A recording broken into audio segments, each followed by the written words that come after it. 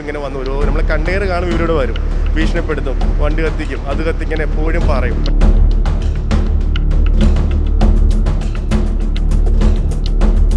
ഇവിടെയുള്ള എല്ലാ ഫ്രൂട്ട്സ് പോലും ഒരുപക്ഷെ നമ്മളൊക്കെ മലയാളികൾ കാണാത്ത തരം ഫ്രൂട്ട്സാണ്. കേരളത്തിൻ്റെ അഭിമാനകരമായിട്ടുള്ള കാരണം ഇതൊക്കെ എന്താണ്? ഇതൊക്കെ ഇപ്പോൾ പോളണ്ടിൽ നിന്ന് വന്നിട്ടുള്ള ആപ്പിളുകളാണ്. യാതൊരു ഷേക്കും ഒന്നും ഇല്ലാതെയാണ് ഇത് കൊണ്ടുവന്ന് വെക്കുന്നത്. ഇങ്ങനെ മുകളിലേക്ക് അട്ടി ഇട്ട് വെക്കുന്നതാണ്. ഇവിടെ എന്ത് തൊഴിലാണ് ഈ ചുമട്ടുതൊഴിലാളികൾ? ഈ ഹാൻഡിലിംഗ് ഒരു ബോക്സ് ഞാൻ താഴത്ത് പതുക്കെ വെക്കേണ്ടതൊന്നും ഇട്ട് കഴിഞ്ഞാൽ അതിലുള്ള എല്ലാം ഷേക്ക് വരും. ഈ ഷേക്കുന്ന ടച്ച് സെൻസിറ്റീവ് സ്കിന്നാണ് ആപ്പിളൊക്കെ. പക്ഷേ ഇവിടെ വരുമ്പോൾ അത് എടുക്കുക, തലയിൽ വെക്കുക, എറിയുക, പിടിക്കുക. ഇത് ഷേക്ക് അനുസരിച്ചിട്ട് പലതും ടച്ചുകൾ വരും. എത്രത്തോളം നമ്മൾ ഈ പ്രൊഡക്റ്റ് കൈകൊണ്ട് ഹാൻഡിൽ ചെയ്യുന്നില്ല അത്രത്തോളം ഇതിൻ്റെ ക്വാളിറ്റി കൂടും, അത്രത്തോളം quality as A end of the customer കഴിക്കാൻ പറ്റും. അപ്പോൾ ഇങ്ങനത്തെ പ്രശ്നങ്ങൾ ഉണ്ടാകുമ്പോൾ മറ്റു ആളുകൾ നമ്മുടെ നാട്ടിലേക്ക് വരാനായിട്ട് വളരെയധികം സങ്കടപ്പെടും. ഇപ്പോൾ ഇതിനൊരു തീരുമാനം ആവില്ലാണെങ്കിൽ എൻ്റെ ബാംഗ്ലൂരിലുള്ള കോൾഡ് സ്റ്റോറേജിലേക്ക് ഇവിടെ നിന്ന് മൂവ് ചെയ്യുക എന്നുള്ളതാണ് എൻ്റെ പ്രൊഡക്ട്സ് എല്ലാം തന്നെ. അതൊരു ദ്രോഹിക്കാതിരിക്കുക, അത്രയേ ഉള്ളൂ എൻ്റെ ഒരു ആഗ്രഹം. 2 മിനിറ്റ് നിന്നേ ഉള്ളൂ, തണുത്തിട്ട് വയ്യ അത്രയ്ക്ക്. അതായത് 0 ടെമ്പറേച്ചർ എന്ന് പറഞ്ഞു കഴിഞ്ഞാൽ എല്ലാവർക്കും അറിയാമല്ലോ. എൻ്റെ ഏറ്റവും വലിയ മാർക്കറ്റ് എനിക്ക് ഗുജറാത്ത് മാർക്കറ്റാണ് എൻ്റെ ഫ്രൂട്ട് സപ്ലൈ ചെയ്യുന്നത്. ഇത്രയും നല്ലൊരു മാർക്കറ്റ് എനിക്ക് വേറെ ഉണ്ടായിട്ടില്ല. അപ്പോൾ ഇതൊക്കെ ആകുമ്പോൾ എനിക്ക് നമ്മുടെ നാടിനോടൊരു സ്നേഹം ഉണ്ടല്ലോ. ഞങ്ങളുടെ പ്രൊഡക്ട്സ് ഒക്കെ ഇവിടെ വെക്കണം എന്നുള്ളതാണ് ഞാൻ ഇവിടെ ഒരു കോൾഡ് സ്റ്റോർ പ്രോജക്റ്റ് ചെയ്തത്. പ്രവാസിയായിരുന്നു. ആ പ്രവാസം വിട്ട് ഞാൻ ഇവിടെ വന്നിട്ട് ഈ കഷ്ടപ്പാട് വിടുന്നത്. എൻ്റെ സുഹൃത്തുക്കൾ എന്നെ കണ്ടിട്ട് പ്രവാസികളത് മനസ്സിലായിക്കോട്ടെ, വരുന്നതിന് മുമ്പ് ഒന്ന് പഠിച്ചേക്കണേ.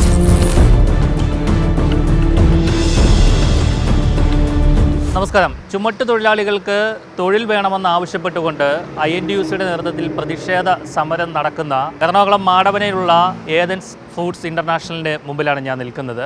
രാവിലെ തന്നെ നമ്മൾ ആ വാർത്ത പുറത്തുവിട്ടതാണ്, എല്ലാവരും കണ്ടതാണ്. വലിയ പ്രതിഷേധമാണ് INTUC നടത്തുന്നത്. അവരുടെ തൊഴിലാളികൾക്ക് ഇവിടെ ജോലി കൊടുത്തില്ലെങ്കിൽ ഈ സ്ഥാപനം പൂട്ടേണ്ട ഒരു അവസ്ഥയിലേക്ക് പോകുമെന്നുള്ള ഒരു ഭീഷണി സ്വരവും അവരുടെ വാക്കുകളിൽ നമുക്ക് വ്യക്തമാണ്. എന്തായാലും നമുക്ക് ഈ 12 കോടിയോളം രൂപ ചിലവിട്ട് നിർമ്മിച്ച ഈ കോൾഡ് സ്റ്റോറേജിൻ്റെ സൗകര്യങ്ങൾ എന്തൊക്കെയാണ്, ആ കാര്യങ്ങളൊക്കെ നമുക്ക് കാണാം. കൂടാതെ ഇതിൻ്റെ ഉടമ കമറുദ്ദീൻ കൂടി നമ്മോടൊപ്പം ചേരുന്നുണ്ട്. മാടവനയിലാണ്. കേരളത്തിൽ ഇത്രയും വലിയ ഒരു ഫ്രൂട്ട്സിന് വേണ്ടി മാത്രമുള്ളൊരു കോൾഡ് സ്റ്റോറേജ് ആദ്യമായിട്ടാണ് നിർമ്മിച്ചിരിക്കുന്നത്. വിദേശത്ത് നിന്നും എത്തുന്ന ഫ്രൂട്ട്സ് നമുക്കൊക്കെ ലഭ്യമാകുന്നത് ഇങ്ങനെയാണ്. ഇവിടെ കൊണ്ടുവന്നതിന് ശേഷമാണ് അത് പല സ്ഥലങ്ങളിലേക്കും വിതരണം ചെയ്ത് പോകുന്നത്. ഈ കോൾഡ് സ്റ്റോറേജിൻ്റെ ഉൾവശമാണിത്. നമുക്ക് കാണാം ഇവിടെ 0 ഡിഗ്രി സെൽഷ്യസ് ആണ് ഇവിടുത്തെ ഒരു ടെമ്പറേച്ചർ ഉള്ളത്. അപ്പം ഇതിൻ്റെ ഉടമയായ കമറുദ്ദീൻ കൂടി നമ്മോടൊപ്പം ഉണ്ട്. കമറ, എന്തൊക്കെയാണ് ഇവിടെ വലിയ പ്രതിഷേധ സമരമൊക്കെയാണ്? നമ്മൾ രാവിലെ നിങ്ങളുടെ ബൈറ്റൊക്കെ എടുത്തതാണ്. ഇവിടെ എങ്ങനെയാണ് നിങ്ങളുടെ ഫ്രൂട്ട്സൊക്കെ സ്റ്റോർ ചെയ്യുന്നത്? ഞങ്ങളെ ഈ ഇമ്പോർട്ടഡ് കണ്ടെയ്നേഴ്സാണ് ഞങ്ങളുടെ വരുന്നത്. ഞങ്ങളുടെ മറ്റു പല രാജ്യങ്ങളിൽ നിന്ന് വരുന്ന ഫ്രൂട്ട്സുകൾ കൊച്ചിൻ, ചെന്നൈ, മുംബൈ ഉള്ള പോർട്ടുകളിലേക്ക് നമ്മൾ കണ്ടെയ്നർ വരും. ആ കണ്ടെയ്നർ നമ്മുടെ 40 ഫീറ്റ് കണ്ടെയ്നേഴ്സാണ് നമ്മുടെ ഇങ്ങോട്ട് ഈ സ്റ്റോറിലേക്ക് വരുന്നത്. ഈ സ്റ്റോറിൽ വന്ന് നമ്മൾ ഈ ഡോക്കിലേക്ക് വന്നിട്ട് ഈ ഡോക്ക് ഓപ്പൺ ചെയ്ത് നമ്മുടെ ഫോക്ക് ലിഫ്റ്റ് വെച്ചിട്ട് ഈ പാലറ്റൈസ് നമ്മൾ എടുക്കും. ഈ പാലറ്റ് നമ്മൾ അതുപോലെ എടുത്തിട്ട് ഇത് റാക്ക് സിസ്റ്റം, നമ്മൾ ഈ കാണുന്ന പോലെ മേളിലേക്ക് റാക്ക് സിസ്റ്റത്തിലേക്ക് മാറ്റും. ഇതാണ് നമ്മുടെ ഒരു പ്രോസസ്സ് എന്ന് പറയുന്നത്. കാരണം നമ്മുടെ കേരളത്തിൽ നമുക്കൊരു എക്സ്ക്ലൂസീവ് ഫ്രൂട്ട്സിനായിട്ട് ഒരു റാക്ക് സിസ്റ്റം, ഒരു കോൾഡ് സ്റ്റോർ നമുക്കില്ല. കാരണം നമ്മൾ ഇത്രയും നാൾ ഫേസ് ചെയ്ത് തുടങ്ങുന്ന ബുദ്ധിമുട്ടുകൾ ഇതൊക്കെ തന്നെയാണ്. നമ്മുടെ ഈ പെരിഷബിൾ ഗുഡ്സ് ഹാൻഡിൽ ചെയ്യുന്നതുകൊണ്ട് തന്നെ എപ്പോഴും ഡാമേജും നമ്മളിങ്ങനെ താഴത്തേക്ക് ഇട്ടാൽ പോലും നമുക്ക് ഒരുപാട് ഇഷ്യൂസ് വരും. ഇതൊക്കെ ഒരു വലിയൊരു ഭീമമായിട്ട് നഷ്ടമാണ്. ഇതിൽ നിന്നാണ് ഞാനൊരു ടെക്നോളജി ഇവിടെ കൊണ്ടുവരാൻ വേണ്ടിയിട്ടുള്ള ഒരുപാട് വർഷത്തെ ഒരു ആഗ്രഹത്തിൻ്റെ പേരിൽ ഇത് പണിതു. നമ്മുടെ ലേറ്റസ്റ്റുള്ള എല്ലാ മെക്കാനിസം യൂസ് ചെയ്തു, ഫോക്ക് ലിഫ്റ്റ്, പാലറ്റൈസർ എല്ലാം ചെയ്തു. അപ്പോൾ ഈ ഒരു അവസ്ഥയിൽ നമ്മളിത് സ്റ്റാർട്ട് ചെയ്ത് അന്ന് തൊട്ട് ഇവർ വന്ന് എപ്പോഴും ഇങ്ങനെ വന്ന് ഓരോ നമ്മളെ കണ്ണീർ കാണും ഇവരോട് വരും, ഭീഷണിപ്പെടുത്തും, വണ്ടി കത്തിക്കും, അത് കത്തിക്കാൻ എപ്പോഴും പറയും. പക്ഷേ നമ്മൾ ബഹുമാനപ്പെട്ട കോടതിയിൽ നിന്ന് ഇവിടെ ഇറക്കാനുള്ള ഓർഡർ മേടിച്ചിട്ട് 2 മാസം മുമ്പ് മേടിച്ച് വെച്ചിരുന്നു. പക്ഷേ അതുണ്ടായിട്ട് പോലും നമുക്ക് അതിനുള്ളൊരു സേഫ്റ്റിയോ കാര്യങ്ങളോ ഇല്ല. അപ്പോൾ ഈ ഒരു അവസരത്തിൽ അവർക്കിവിടെ വന്നു ഞങ്ങളുടെ പ്രോസസ്സ് എന്താണെന്നുള്ളത് അവർക്ക് കാണിച്ചു കൊടുത്തു എല്ലാം. പക്ഷേ അവർ വീണ്ടും വന്നിട്ട് ഇതാണെന്ന് പറയും. എങ്ങനെയാണ് ഈ തൊഴിലാളികൾ ഇവിടെ ജോലി ചെയ്യേണ്ട കാര്യമില്ലെന്ന് പറഞ്ഞു, അതായത് ചുമട്ട് തൊഴിലാളികൾ? അപ്പോൾ ആ ചുമട്ടെടുക്കുന്ന ജോലിയൊക്കെ എങ്ങനെയാണ് ചെയ്യുന്നത്? ചുമട്ടെന്ന് നമുക്കിത് പാലറ്റിൽ വരുന്നതിന് ഇപ്പോൾ ഇതുപോലുള്ള മെഷീൻ വന്നിട്ട് നമുക്ക് പാലറ്റ് പൊക്കിയെടുക്കും. ഈ പാലറ്റ് നമ്മൾ നേരെ കൊണ്ടുവന്ന് റാക്കിലൊക്കെ വെക്കണേ. അതെ. അപ്പോൾ ഈ റാക്കിൽ വെക്കുമ്പോൾ ഇപ്പോൾ എക്സാമ്പിൾ ഇപ്പോൾ ഇത് പൊട്ടിച്ച് ഇവർ കൈകാര്യം ചെയ്ത് കഴിഞ്ഞാൽ നമ്മൾ ട്രെയിൻഡ് ആയിട്ടുള്ള സ്റ്റാഫുകളാണ്. ഒരു ബോക്സ് ചെരിഞ്ഞിരുന്നാൽ പോലും അത് നമ്മുടെ റാക്കിന് താഴത്തേക്ക് വീണിട്ട് ഒരു അപകടം വരാൻ ചാൻസ് ഉണ്ട്. ഇതിലെല്ലാവർക്കും ഉപരി എന്ന് പറഞ്ഞാൽ നമ്മുടെ ഫ്രൂട്ട്സ് ഹാൻഡിൽ ചെയ്യുന്നതിനൊരു രീതികളുണ്ട്. അത് വലിച്ചെറിഞ്ഞ് താഴത്തിടാനോ പിടിക്കാനോ പറ്റില്ല. കാരണം നമ്മൾ ഇത്രയും പുറത്തുനിന്ന് യൂറോപ്പിൽ നിന്നൊക്കെ ഇത്രയും നമ്മൾ സെൻസിറ്റീവായിട്ട് കാർഗോ ഇവിടെ വരെ റീച്ച് ചെയ്തിട്ട് ഇവിടെ നിന്ന് വരുന്ന ആ രീതികൾ മാറണം. നമ്മൾ ശരിക്കും നമ്മൾ കസ്റ്റമേഴ്സിന് നല്ലത് കഴിക്കാനുള്ള ഭാഗ്യം ഇപ്പോഴും ഇല്ല. കാരണം ബിക്കോസ് ഓഫ് നമ്മുടെ നല്ലൊരു കോൾഡ് സ്റ്റേ എന്നൊരു ഓപ്പറേഷൻസ് ഇവിടെ ഇല്ല എന്നുള്ളതാണ്. അപ്പോൾ അങ്ങനെ വന്ന ഒരു അവസരമില്ല, അവർക്കിത് മനസ്സിലാവണില്ല. അവരിപ്പോഴും 10-25 വർഷത്തോളം പോർക്ക് അവർക്ക് ഇറക്കി വെക്കണം, കയറ്റി വെക്കണം തന്നെയാണ് അവർ പറഞ്ഞുകൊണ്ടിരിക്കുന്നത്. ഇവർക്ക് ഈ തൊഴിൽ കൊടുക്കില്ല എന്ന് തന്നെയാണോ താങ്കളുടെ തീരുമാനം? എങ്ങനെയാണത്? ഞങ്ങൾ തൊഴിലിന് ഒരിക്കലും എതിരല്ല. എനിക്ക് മറ്റുള്ള എൻ്റെ സ്ഥാപനത്തിലും ഈ പറഞ്ഞ നമ്മുടെ എല്ലാ ഭരണകക്ഷത്തിലുള്ള അവർ ഞങ്ങളുടെ സ്ഥാപനത്തിൽ കയറ്റവരൊക്കെ ഇറക്കുന്നുണ്ട്. ഇന്നവർ അവർക്കൊരു എതിരോ ഞങ്ങൾ ആർക്കും എതിരല്ല. പക്ഷേ ഇവിടെ ഇങ്ങനൊരു അവസ്ഥ അവർക്കില്ല. ഇനി അവർക്ക് വേണമെങ്കിൽ അവർ വരട്ടെ. ഈ 0 ടെമ്പറേച്ചർ കോൾസിൽ അവർ എത്ര മണിക്കൂർ നിൽക്കും? അവരുടേതായ ട്രെയിനിൽ അവർ നിൽക്കുമോ? പിന്നെ ഞാൻ നാളെ 2 പേരും കൂടി ജോലി കൊടുത്താൽ മറ്റന്നാൾ അവർ വീണ്ടും ബൂർഷ മുതലായ എൻ്റെ ഇതൊക്കെ തന്നെ വരും. ഇതൊക്കെ എനിക്ക് അറിയാവുന്ന കാര്യങ്ങളാണ്. അവർ കയറി കഴിഞ്ഞാൽ പക്ഷേ ആവശ്യമില്ലാത്ത സ്ഥലത്ത് ഞാൻ എന്താ പറഞ്ഞാൽ കൊടുക്കേണ്ടത്? ഈ അകത്ത് കയറുമ്പോൾ തന്നെ നമുക്ക് മനസ്സിലാവും 0 ഡിഗ്രി സെൽഷ്യസ് ആണ് ഇവിടുത്തെ ടെമ്പറേച്ചർ. ഇവിടെ നിന്ന് അധികം നേരം ഒന്നും ജോലി ചെയ്യാൻ ആർക്കും കഴിയില്ല. അതും നമ്മുടെ ഒരു ആരോഗ്യസ്ഥിതി അനുസരിച്ചായിരിക്കും ഇതിനകത്ത് ജോലി ചെയ്യേണ്ട ഒരു എങ്ങനെയായിരിക്കും എന്നുള്ളതൊക്കെ നമുക്ക് അറിയാൻ കഴിയുള്ളൂ. എന്തായാലും നമ്മുടെ ഇപ്പം ഇബാദ് റഹ്മാൻ കൂടി ചേരുന്നുണ്ട്. അദ്ദേഹത്തെ നമുക്കറിയാം ഒരുപാട് സംരംഭങ്ങൾ പ്രോത്സാഹിപ്പിക്കുന്ന ആളാണ് സോഷ്യൽ മീഡിയ വഴിയിട്ട്. നമ്മളെല്ലാം അത് കാണുന്നതാണ്. നമ്മുടെ കേരളത്തിൽ സംരംഭകർക്ക് വലിയ ബുദ്ധിമുട്ടാണ്. നമ്മുടെ കേരളത്തിലെ ബിസിനസ്സുകൾക്ക് ഒരു ബുദ്ധിമുട്ടില്ല. ബേസിക്കലി നമ്മുടെ കേരളം എപ്പോഴും ഒരു വ്യവസായ ഫ്രണ്ട്ലി ആയിട്ടുള്ളൊരു സംസ്ഥാനം തന്നെയാണ്. ഇതൊക്കെ ഒരു റെയർ കേസിൽ നടക്കുന്ന കാര്യങ്ങളാണ്. പീയൂഷിൻ്റെ ഒരു ബേസിക് റീസൺ എന്ന് പറഞ്ഞാൽ ഇപ്പോൾ കമറോ ഈ ഒരു പ്രോജക്റ്റ് തുടങ്ങിയ സമയത്ത് കമറോ നമ്മുടെ വളരെ ക്ലോസ് ഫ്രണ്ടാണ്. കമറോന് കേരളത്തിൽ നിന്നൊരു യുണീക്കായിട്ടൊരു ഇൻഡസ്ട്രി സ്റ്റാർട്ട് ചെയ്യണമെന്നൊരു ഭയങ്കര വലിയൊരു പാഷനായിട്ട് നിൽക്കുന്ന ആളാണ്. ഈവൻ കമറോ മറ്റ് സ്റ്റേറ്റ് ആയിട്ടുള്ള ബാംഗ്ലൂരാണെങ്കിലും ചെന്നൈയിലാണെങ്കിലും ഫെസിലിറ്റീസ് ഉണ്ട്. പക്ഷേ നമ്മുടെ നാട്ടിൽ നിന്നൊരു ഒരു കോൺസെപ്റ്റ് ഡെവലപ്പ് ചെയ്ത് വേൾഡ് വൈഡ് എത്തിക്കുക എന്നുള്ളതാണ് കമറോയുടെ ഏറ്റവും വലിയ ഒരു പാഷൻ. ഇപ്പോൾ പീയൂഷ് നോക്കി അറിയാൻ പറ്റും, ഇവിടെയുള്ള എല്ലാ ഫ്രൂട്ട്സ് പോലും ഒരുപക്ഷെ നമ്മളൊക്കെ മലയാളികൾ കാണാത്ത തരം ഫ്രൂട്ട്സാണ് കമറോ ഇമ്പോർട്ട് ചെയ്തത്. അത് നമ്മുടെ കേരളത്തിൻ്റെ അഭിമാനകരമായിട്ടുള്ള കാരണമാണ്. ഇവിടുത്തെ ഒരു ബേസിക് വിഷയം എന്ന് പറഞ്ഞു കഴിഞ്ഞാൽ കമറോ ഒരിക്കലും ഒരാൾക്ക് തൊഴിലിന് കൊടുക്കില്ല എന്ന് കമറോ പറയുന്നില്ല. പക്ഷേ ഇവിടെ ഒരു സിസ്റ്റം ഉണ്ടല്ലോ. കാരണം ഇപ്പോൾ പീയൂഷ് നോക്കറിയാം, എല്ലാം ഒരു എന്താ പറയുക ഒരു യന്ത്രങ്ങൾ പ്രവർത്തിക്കുന്ന രൂപത്തിലുള്ള സാധനങ്ങളാണ്. അപ്പോൾ പക്ഷേ അവർക്കത് ഹാൻഡിൽ ചെയ്യാൻ പറ്റില്ല ബേസിക്കലി. പിന്നെ ഇവിടെ ഒരു ബേസിക്കലി മാൻ പവറിൻ്റെ ആവശ്യകത വളരെ കുറവാണ്. കാരണം കാലം മാറി വരികയാണല്ലോ പീയൂഷ്. അപ്പോൾ അതിനനുസരിച്ച് ഇവിടെയും ഒരു മാറ്റങ്ങൾ വന്നുകൊണ്ടിരിക്കുകയാണ്. ഇവർക്ക് വേറെ എന്തൊക്കെയോ ലാഭങ്ങളുണ്ട്. പക്ഷേ ഞാൻ മനസ്സിലാക്കണം എന്നറിയാം പീയൂഷ്, ഇപ്പോൾ നമ്മുടെ സംസ്ഥാനത്തിൽ നമ്മുടെ ബഹുമാനപ്പെട്ട മുഖ്യമന്ത്രിയാണെങ്കിലും വ്യവസായ മന്ത്രിയാണെങ്കിലും എല്ലാവരും വ്യവസായത്തെ ഈ നമ്മുടെ നാട്ടിലേക്ക് വിളിക്കുന്നൊരു സാഹചര്യത്തിലാണ് നിൽക്കുന്നത്. അപ്പോൾ ഇങ്ങനത്തെ ഒരു പ്രശ്നങ്ങൾ ഉണ്ടാകുമ്പോൾ മറ്റു ആളുകൾ നമ്മുടെ നാട്ടിലേക്ക് വരാനായിട്ട് വളരെയധികം സങ്കടപ്പെടും. ഞാൻ ഓർക്കുന്നുണ്ട്, നമ്മുടെ ബോൾഗാട്ടി കൺവെൻഷൻ സെൻറ്ററിൽ ഒരു പ്രോഗ്രാം നടന്ന പ്രോഗ്രാമിൽ നമ്മുടെ ഓപ്പോസിഷൻ മിനിസ്റ്റർ പറഞ്ഞ പ്രധാനപ്പെട്ട കാര്യം, ഞങ്ങളായിട്ട് ഒരു സ്ഥലത്ത് ഒരു പ്രശ്നം ഉണ്ടാക്കില്ല എന്നുള്ള സ്റ്റേറ്റ്മെൻറ്റ് പറഞ്ഞിട്ടായിരുന്നു. അപ്പോൾ അതൊക്കെ കാണുമ്പോൾ നമുക്ക് ഭയങ്കര സന്തോഷമാണ്. പക്ഷേ പ്രാക്ടിക്കൽ സിറ്റുവേഷനിൽ വരുമ്പോൾ ഇങ്ങനത്തെ ചില ഡിഫിക്കൽട്ടീസ് ഉണ്ടാകുമെന്നുള്ളതാണ്. ഒരിക്കലും പീയൂഷ് നോക്കി ഭയങ്കര ഹെവി ടെമ്പറേച്ചർ തണുപ്പാണ് ഇവിടെ. ഒരാൾക്ക് നോർമലി ഒരു 2 മിനിറ്റ്സോ 3 മിനിറ്റ്സിനുള്ളിൽ നിൽക്കാനായിട്ട് സാധിക്കില്ല. അതുകൊണ്ട് തന്നെയാണ് ഇത് മെഷീൻ ഓപ്പറേറ്റ് സിസ്റ്റമായിട്ട് ഇതിനെ മാറുന്നത്. പിന്നെ ഒരു മാൻ പവർ ഇൻവോൾവ് ചെയ്ത് ഈ പ്രോഡക്റ്റ് അങ്ങോട്ടും ഇങ്ങോട്ടും ഇടുമ്പോൾ ഡാമേജ് വരാനുള്ള പോസിബിലിറ്റീസ് ഭയങ്കര കൂടുതലാണ്. അതുകൊണ്ട് തന്നെയാണ് ഈ ടെക്നോളജി ഇവിടെ കമറോ പൂർണ്ണമായിട്ട് ഇംപ്ലിമെൻറ്റ് ചെയ്തിരിക്കുന്നത്. പക്ഷേ ഇങ്ങനത്തെ ഒരു സിറ്റുവേഷൻ കാണുമ്പോൾ നമുക്കൊരു വിഷമം എന്ന് വെച്ചാൽ നമ്മുടെ നാട്ടിനെക്കുറിച്ച് മറ്റുള്ളവർ കാണുന്ന മോശമായിട്ടല്ലേ, അതാണ് എൻ്റെ ഒരു പ്രശ്നം. അത്രയേ ഉള്ളൂ. ഇപ്പോൾ കമറ എവിടെയൊക്കെയാണ് ബിസിനസ് ചെയ്യുന്നത്?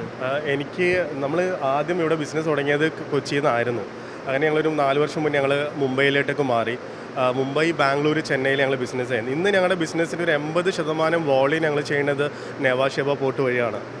ഞാനൊരു മലയാളി അല്ലാത്ത ഞാൻ മുംബൈയിൽ എനിക്ക് കിട്ടിയൊരു സ്വീകാര്യത ഭയങ്കര അഭിമാനമാണ് എനിക്ക് സത്യം. ഞാൻ ആർക്കും ഒരു പാർട്ടിക്കും ഞാൻ അങ്ങനെ പ്രത്യേകിച്ചുള്ള ഒരു ഇതൊന്നും എനിക്കില്ല. പക്ഷേ എനിക്ക് ഇന്ന് വരെ മുംബൈയിലും എനിക്കൊരു പ്രയാസം ഉണ്ടായിട്ടില്ല. എൻ്റെ ഏറ്റവും വലിയ മാർക്കറ്റ് എനിക്ക് ഗുജറാത്ത് മാർക്കറ്റാണ്. എൻ്റെ ഫ്രൂട്ട് സപ്ലൈ ചെയ്യുന്നത്. ഇത്രയും നല്ലൊരു മാർക്കറ്റ് എനിക്ക് വേറെ ഉണ്ടായിട്ടില്ല. അപ്പോൾ ഇതൊക്കെ ആകുമ്പോൾ എനിക്ക് നമ്മുടെ നാടിനോടൊരു സ്നേഹം ഉണ്ടല്ലോ. ഞങ്ങളുടെ പ്രൊഡക്ട്സൊക്കെ ഇവിടെ വെക്കണം എന്നുള്ളതാണ് ഞാൻ ഇവിടെ ഒരു കോൾഡ് സ്റ്റോർ പ്രോജക്റ്റ് ചെയ്തത്.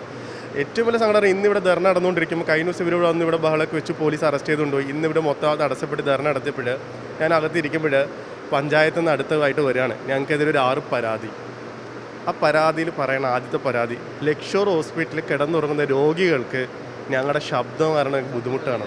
ഇവിടെ നിന്ന് എത്ര ദൂരമുണ്ട് ലക്ഷോർ ഹോസ്പിറ്റലിൽ?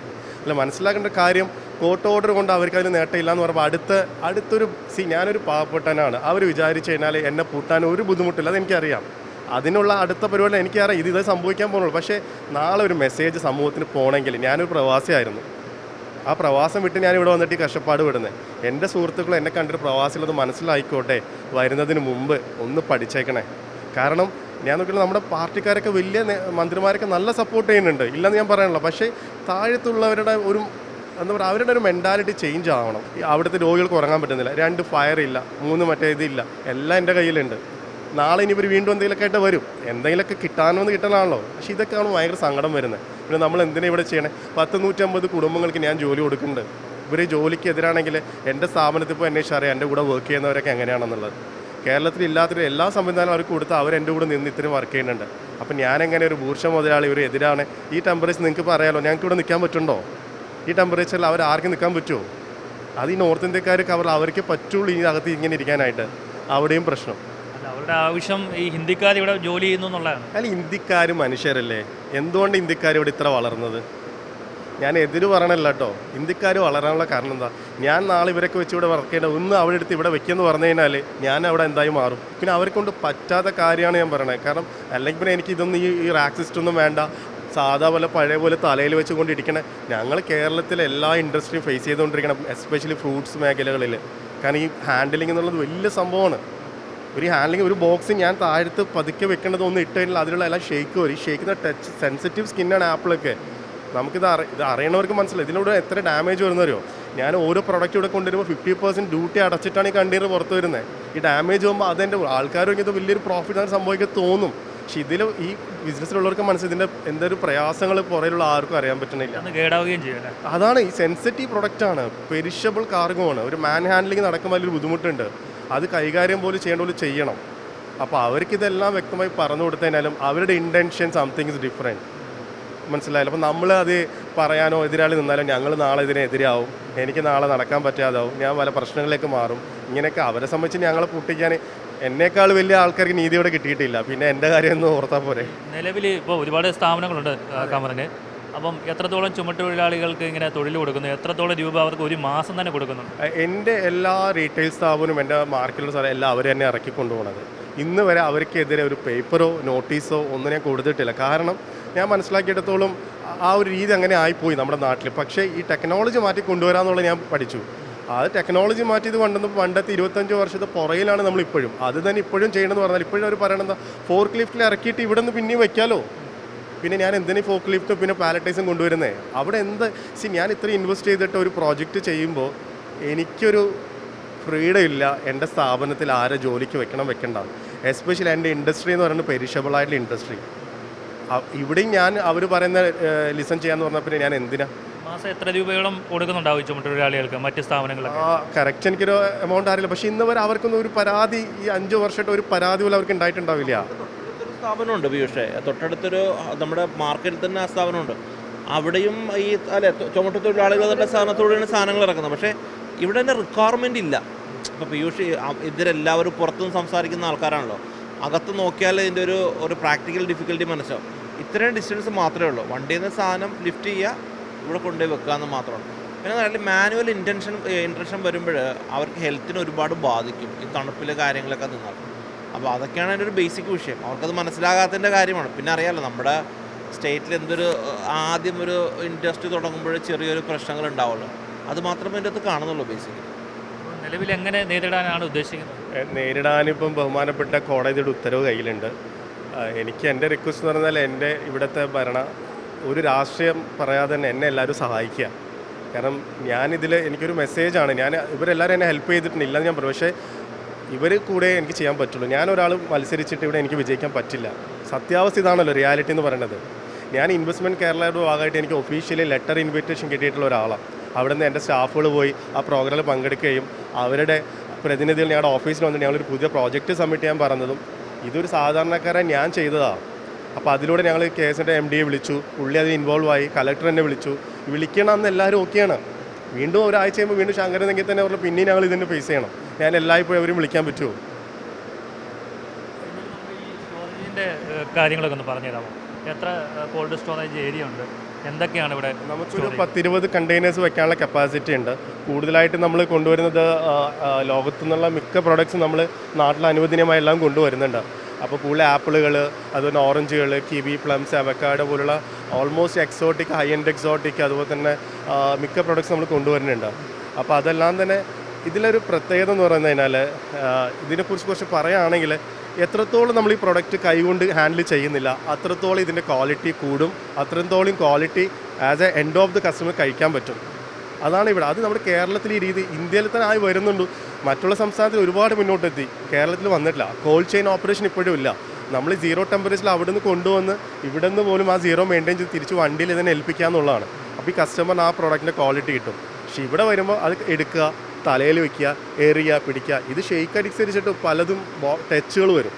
നമ്മുടെ ഇൻഡസ്ട്രി ഫേസ് ചെയ്യുന്ന പ്രോബ്ലം തന്നെയാണ്. പക്ഷേ അവർക്ക് ഒരേ ഒരു ഇതാണ്, എന്താണ് മൈൻഡിലുള്ള ഒരു ചിന്താഗതിയാണ് പ്രശ്നം. അല്ലാതെ സ്ഥാപനമാണോ അല്ലെങ്കിൽ ഇത് എന്ത് പ്രൊഡക്റ്റാണെന്ന് അവർക്ക് അറിയണ്ട. ഇവിടെ വന്ന് കാണിച്ചു കൊടുത്തു, എവിടെ വീണ്ടും തന്നെയാണ് അവസ്ഥ. അപ്പം ഈ കേരളത്തിലുള്ള ആളുകൾക്കൊക്കെ വിദേശത്തെ ഫ്രൂട്ട്സൊക്കെ എങ്ങനെ അഫോർഡബിൾ ആയിട്ടുള്ള പ്രൈസ് ആണോ എങ്ങനെ? തീർച്ചയായിട്ടും. ഇപ്പം പഴയ പോലെയല്ല. ഇപ്പം നമ്മുടെ നാട്ടിൽ എന്ന് പറഞ്ഞാൽ പലപ്പോൾ ഗവൺമെൻറ് മിക്ക കൺട്രികളായിട്ട് ട്രേഡ് ഫ്രീ വന്നതോടുകൂടി ഇപ്പോൾ അവക്കാഡോ പോലുള്ള പ്രൊഡക്ട്സൊക്കെ ഇന്ന് കേരളത്തിൽ ഇന്ത്യയിൽ ഭയങ്കര സുലഭമായി തുടങ്ങി. ലോക്കൽ അവക്കാഡോയുടെ പ്രൈസ് ചീപ്പായി തുടങ്ങി, കാരണം ഡ്യൂട്ടി ഫ്രീ ആയി. അപ്പോൾ ഇതുപോലുള്ള സാഹചര്യങ്ങൾ എന്ന് പറഞ്ഞാൽ നമുക്ക് ഇതുപോലെ കോൾഡ് സ്റ്റോറേജുകളൊക്കെ ഉള്ളതുകൊണ്ടാണ് ഈ പ്രൊഡക്റ്റിൻ്റെ ക്വാളിറ്റി അതുപോലെ എത്തിക്കാൻ പറ്റുന്നത്. നാളെ എനിക്ക് ബ്ലൂബെറി ഇറക്കാൻ പറ്റും, ഇതിലുള്ള എക്സോട്ടിക്കൊക്കെ ഇറക്കാൻ പറ്റുന്നത് എന്തുകൊണ്ടാണ്? ഇങ്ങനെയുള്ള ഒരു ഫെസിലിറ്റി എനിക്ക് വേണം. പണ്ട് ഇന്ന് വരെ കേരളത്തിൽ ഡെഡിക്കേറ്റഡ് കോൾഡ് സ്റ്റോറേജ് ഫ്രൂട്ട്സിന് വേണ്ടി ആരും ചെയ്തിട്ടില്ല.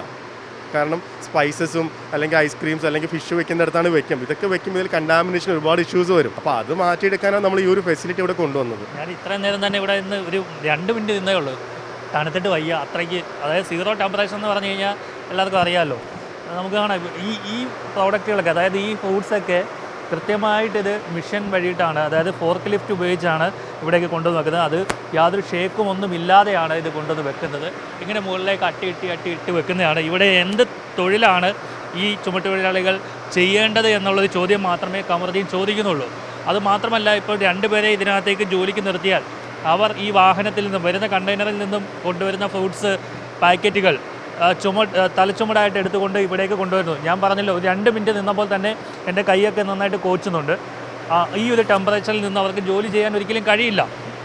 അപ്പോൾ ആ ഒരു സാഹചര്യത്തിൽ ഇവർക്ക് ജോലി കൊടുത്തു കഴിഞ്ഞാൽ കമറുദ്ദീന് വലിയ നഷ്ടം തന്നെയാണ് ഉണ്ടാവുക എന്നുള്ളതാണ് നമുക്ക് മനസ്സിലാക്കാൻ കഴിയുന്നത്. അതുകൊണ്ടാണ് മെഷീനൊക്കെ ഉപയോഗിച്ച്, ഫോർക്ക് ലിഫ്റ്റ് ഉപയോഗിച്ച് ഇതൊക്കെ ഇങ്ങനെ അടുക്കി വെക്കുന്നത്. ഇതാണ് ഏറ്റവും സുരക്ഷിതമായ രീതിയും.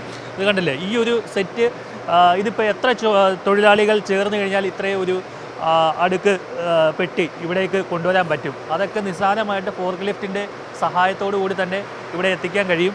എനിക്ക് കൂടുതൽ നേരം ഇതിനകത്ത് നിൽക്കാൻ പറ്റത്തില്ല, എൻ്റെ കൈ നന്നായിട്ട് കോച്ചിട്ടുണ്ട്. പുറത്തോട്ട് ഇറങ്ങുകയാണ്. അതെ, ഇത് പുറത്തേക്ക് ഇറങ്ങുമ്പോഴാണ് മര്യാദയ്ക്ക് സംസാരിക്കാൻ പറ്റുന്നത്. എന്തായാലും വലിയൊരു സംരംഭമാണ്. തൊട്ടടുത്ത് മറ്റൊരു സ്റ്റോറേജ് റൂം കൂടിയുണ്ട്.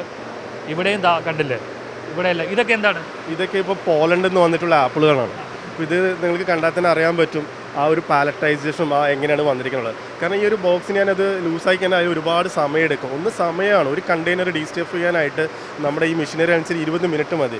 വേറെ ഞാനിപ്പോൾ ചെയ്തുകൊണ്ടിരിക്കുന്നത് 8 മണിക്കൂർ തൊട്ട് 15 മണിക്കൂർ എനിക്കൊരു കണ്ടെയ്നർ ഇറക്കാനുള്ള സമയമുള്ളത്. അത് ഞാനൊരു 20 മിനിറ്റായിട്ട് കുറച്ചു. പിന്നെ പ്രൊഡക്റ്റ് ക്വാളിറ്റി, അതാണ് ഏറ്റവും മെയിനായിട്ട്. ക്വാളിറ്റിയാണ് അതിൽ ഏറ്റവും മെയിനായിട്ട് വരുന്നത്. അപ്പോൾ ഇപ്പോൾ ഇവിടെ നിങ്ങൾ കണ്ടില്ല, ഇതൊക്കെ ഇപ്പോൾ പോളണ്ടിൽ നിന്ന് കഴിഞ്ഞ ദിവസം വന്ന കണ്ടെയ്നേഴ്സാണ്.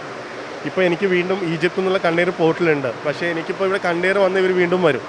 അപ്പോൾ അതാണ് ഇപ്പോൾ ഇറക്കാതെ അവിടെ വെച്ചിരിക്കുകയാണ്. എന്താണെങ്കിലും ഇവിടെ ഒരു തീരുമാനം ആവട്ടെ. വെളിയിൽ ഹോൾഡ് ചെയ്യാം. അതായത് നമ്മൾ ഓരോ ദിവസം വെക്കുന്നതോടെ ഇതിൽ ഡെമറേജ്, പോർട്ട് ചാർജസ്, പെനാൾട്ടി, അങ്ങനെ ഒരുപാട് കാര്യങ്ങൾ ഇതിന് പുറകിലുണ്ട്. അപ്പോൾ ഞാൻ ഓർക്കുന്നത് ഇപ്പോൾ ഇതിനൊരു തീരുമാനം ആവില്ലാണ്ടെങ്കിൽ എൻ്റെ ബാംഗ്ലൂരിലുള്ള കോൾഡ് സ്റ്റോറേജിലേക്ക് ഇവിടെ നിന്ന് മൂവ് ചെയ്യാന്നുള്ളതാണ് എൻ്റെ പ്രൊഡക്ട്സ് എല്ലാം തന്നെ. കാരണം കണ്ടെയ്നർ വരുമ്പോൾ ഇവർ ബഹളം തുടങ്ങും. പിന്നെ ഞങ്ങൾ കൂടുതൽ രാത്രിയിൽ ആണ് കാര്യങ്ങളൊക്കെ ഇവിടെ ഓപ്പറേഷൻസ് ചെയ്യണത്. പിന്നെ കേരളത്തിലുടനീളം പ്രൊഡക്ട്സ് ഞങ്ങൾ പോകുന്നുണ്ട്. അപ്പോൾ മൊത്തത്തിൽ ഞങ്ങളുടെ ബിസിനസ്സിനെ വല്ലാണ്ട് ബാധിച്ചു കഴിഞ്ഞു. കാരണം ഞങ്ങൾ പ്രൊഡക്റ്റ് എനിക്ക് തോന്നുന്നു ഈ തെലങ്കാനയാണ് ഇത്തിരി കൂടി നല്ലതെന്ന് തോന്നുന്നു.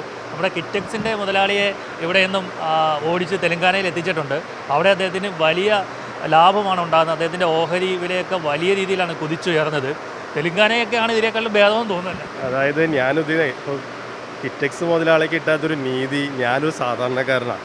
പക്ഷേ ഇപ്പം ഞാൻ ഓർക്കുന്ന ഒരുപാട് മാറ്റങ്ങൾ വരുന്നുണ്ടാവാം. അപ്പം എല്ലാവരും ഇത് കാണുന്നുണ്ടല്ലോ. ഞാൻ കാണാത്തൊരു കാര്യം അങ്ങനെയല്ലല്ലോ പറയണേ. നിങ്ങൾ വന്ന് മനസ്സിലാക്കിയിട്ട് പറയൂ. അതൊരു ദ്രോഹിക്കാതിരിക്കുക, അത്രയേ ഉള്ളൂ എൻ്റെ ഒരു ആഗ്രഹം. നമ്മൾ കാരണം കുറച്ച് കുടുംബങ്ങൾ ജീവിക്കുന്നുണ്ട്, അവരുടെ കുടുംബം മുട്ടിക്കാതിരിക്കുക. നാളെ ഞാൻ അടച്ച് പൊക്കോട്ടെ, പക്ഷെ നാളെ ഇതൊരു മെസ്സേജ്, ഞാൻ എല്ലാവരും മാറി നിൽക്കുന്നു, ഞാനും മാറി നിന്നുകൊണ്ട് എന്താ കാര്യം? ഒരുപാട് കാലം മീഡിയനെ ഫേസ് ചെയ്യേണ്ടെന്ന് ഓർത്തു. പക്ഷേ എന്ത് നമ്മൾ ചെയ്തേ പറ്റുള്ളൂ. നമ്മൾ അത്രയും അങ്ങോട്ട് വല്ലാത്തൊരു സ്റ്റേജിലേക്ക് മാറിപ്പോയി. ഒരു പ്രോജക്റ്റ് ഉണ്ടാക്കിയിട്ട് എത്ര നാളുകളായിരുന്നു ഇതിന് പുറകിൽ നിൽക്കണേ. അതാണ് അവസ്ഥ. ഈ ഒരു യുവ സംരംഭകനാണ് അദ്ദേഹം തുടങ്ങിയ ഈ ഒരു പ്രസ്ഥാനം ഇവിടെ നിന്നും ഈ ചുമട്ടുതൊഴിലാളികളുടെ സംഘടനകൾ ചേർന്ന് കേരളത്തിന് പുറത്തേക്ക് ഓടിക്കരുത് എന്ന് മാത്രമാണ് പറയാനുള്ളത്.